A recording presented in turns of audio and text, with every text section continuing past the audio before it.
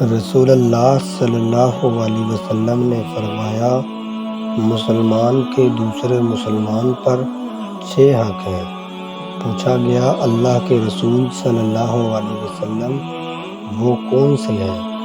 آپ صلی اللہ علیہ وسلم نے فرمایا، جب تم اس سے ملو تو اس کو سلام کرو، اور جب وہ تم کو دعوت دے تو قبول کرو، اور جب وہ تم سے نصیحت طلب کرے تو اس کو نصیحت کرو، اور جب اسے چھینک آئے اور الحمدللہ کہو تو اس لیے رحمت کی دعا کرو، جب وہ بیمار ہو جائے تو اس کی عیادت کرو، اور جب وہ فوت ہو جائے تو اس کے لیے اس کے پیچھے جنازے میں جاؤ۔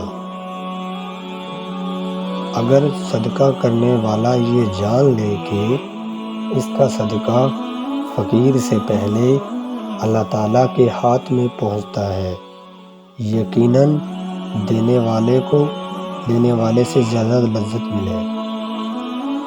ایک دوسرے کے رزق پر نظر مت رکھو، کیونکہ اللہ تعالیٰ سے بہتر کوئی تقسیم نہیں کر سکتا۔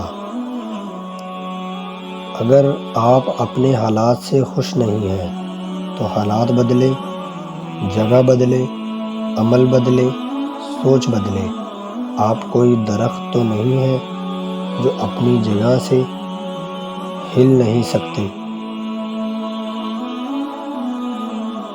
وضو کے بعد کی دعا۔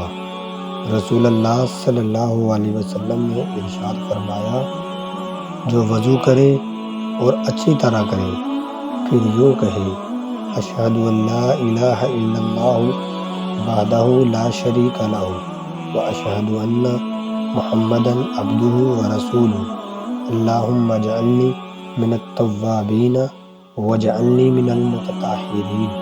میں گواہی دیتا ہوں کہ اللہ کے سوا کوئی معبود برحق نہیں، وہ اکیلا ہے، اس کا کوئی شریک نہیں، اور میں گواہی دیتا ہوں حضرت محمد صلی اللہ علیہ وسلم اس کے بندے اور رسول ہیں۔ اے اللہ، مجھے توبہ کرنے والوں اور پاک رہنے والوں میں سے بنا دے، تو اس لیے جنت کے 8 دروازے کھول دیے جائیں گے، وہ جس سے بھی چاہے جنت میں داخل ہوگا۔ سبحان اللہ۔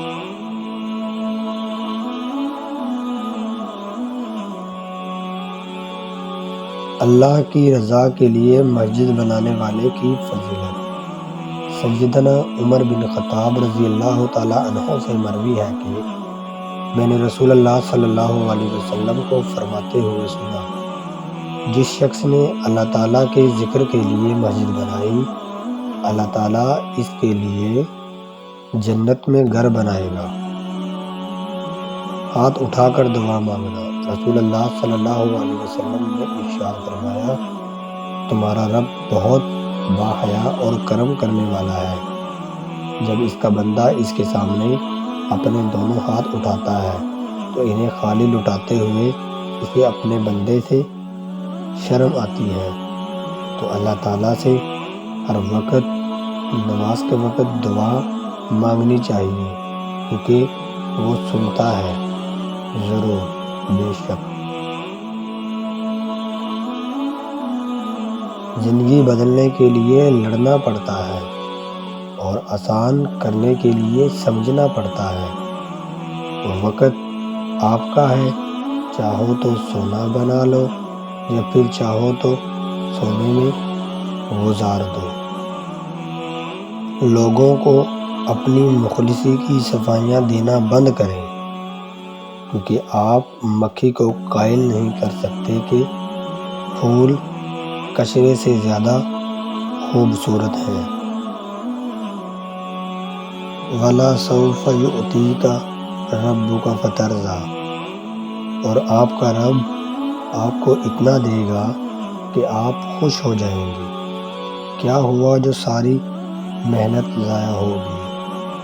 کیا ہوا سب نے چھوڑ دیا؟ کیا ہوا سب کے آگے برے بن گئے؟ کیا ہوا مسلسل ناکامی ہے؟ کیا ہوا مسلسل تنگی ہے؟ کیا ہوا کوئی راہ نظر نہیں آتی؟ یاد رکھیں اللہ آپ کے ساتھ ہے، وہ آپ کو بھولے گا نہیں۔ تو پھر کیا غم، پھر کیا پریشانی، لوگوں کی بذریعہ پر پریشان نہ ہو۔ آپ مسلمان ہیں، آپ کے پاس آزاد ہے، آپ کا رب آپ سے بیزار نہیں ہوگا۔ تو پھر مسکرائیے اور ہر دکھ درد تکلیف کو سپرد خدا کر دیے، پھر ایک سکون نازل ہوگا جو ہر چیز سے بے نیاز کر دے گا انشاءاللہ۔ دعا میں فائدے ہیں۔